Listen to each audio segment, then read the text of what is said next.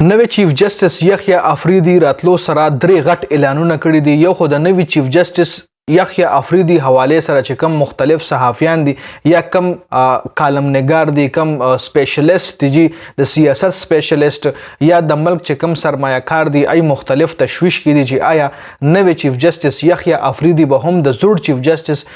قاضي فیض عیسی غونټي د حکومت صلاحکار وي د حکومت سہولتکار به وي کنه دی به ملک کې انصاف راولي. ځکه زوړ چې کم چیف جسټس او قاضي فیض عیسی هغه یو وطن پرې خرجي سپین ته روان شوی دی. سپین ته تللی دی په 25 تاریخ باندې ریټایر شو او په 26 تاریخ باندې هغه پاکستان پر خیر په هغه په دې ویډیو کې خبر نه کو خو داغه حواله سره ډیر زیات خلک خفه هم خپل وکیلان ته خفه خپل د سپریم کورټ ججز داغه نه خفه حکومت غټ سہولتکارو چې داغه خبره انکشافات حکومت په خپل هم کړی دي. اوس نوې چیف جسټس قاضي فیض عیسی نه پس چې کوم نوې چیف جسټس راغله دي دا هم حکومت راوستل جی یحیی افریدی د چې کوم درې غټ حکمونه جاری کړي پاغه باندې تفصیلا خبره کوټو نړو باندې خو د پریکټس اینڈ پروسیجر بل چې کوم دی هغه بحال کړی دی. د دې مطلب دا چې پریکټس اینڈ پروسیجر بل چې کوم دی د مطلب دا چې یو به چیف جسټس یو باغه سره موست سینیئر جج جی او یو بل ورپسې چې کوم جج هغه به کېناستل او هغه به بینچونه جوړول جی هغه به فیصله کولی.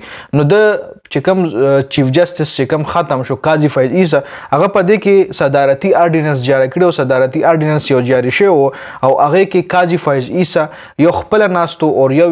موست سینیئر جج ځان سره کېنول او دریم جج چې کوم هغه په خپل مرضی ځان سره کېنول او 63A قانون چې کوم دی هغه کې رد او بدل کړو. هغه کې آئینی ترمیم کړو چې پاغه کې هغه دا حکم جاری کو چې د یوې پارټۍ چې کم سړی دی هغه بلې پارټۍ ته ووټ ورکول شي فلور کراسینګ کول شي چون کې دا مخکې نو الاود مخکې به چې د یوې پارټۍ لکه د پی ټی آی سړی به کچاري مسلم لیگ نون ته ووټ ورکو او دا ووټ په هم ریجیکټ کېدو او د پی ټی آی هغه سړی چې کوم هغه به ډي سیټ کېدو هم خو دې چراو قاضي فیض عیسی ځان سره د خپل خوخ یو بین جوړ کو ای 63A قانون کې چینجز وکړو هغه دا قانون پاس کو چې د یوې پارټۍ سړی بلې پارټۍ ته ووټ ورکول شي او فلور کراسینګ کول شي جی. نو نوې چیف جسټس قاضي فیض عیسی چې راغو دغه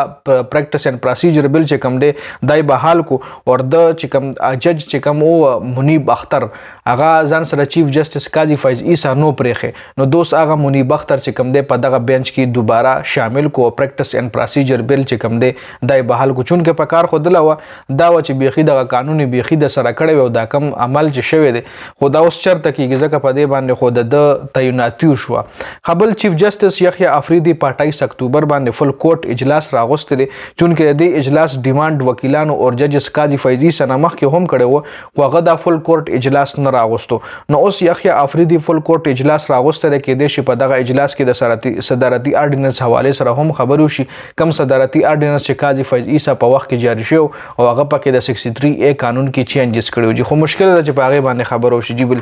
دریم چې کوم نوې چیف جسټس ته دریم هغه غټ حکم دا جاری کړی دی چې د سپریم کورټ ټول کیسونه به لایو ښودل کېږي جی. مخکې به صرف د چیف جسټس قاضي فیض عیسی په کوم روم کې و د هغې کوریج به لایو ښودل کېدلو خو دی وایي د هر روم چې کوم کیسز وي هغه به لایو ښودل کېږي که ښه یو کس وایي چې نه د ما کیس ته لایو نه ښودل کېږي زنانه وي پکې یا کیس داسې وي چې د شرمندګۍ باعث وي نو هغه به نه ښودل کېږي ورنه هر کیس به د سپریم کورټ په ټي وي باندې لایو ښودل کېږي جی. دا حکم چې کوم دی هم یحیی افریدی جاری کو جی. نو په دې ویډیو کې دا اپډیټ شو د ویډیو کتلو زیاته مننه والسلام.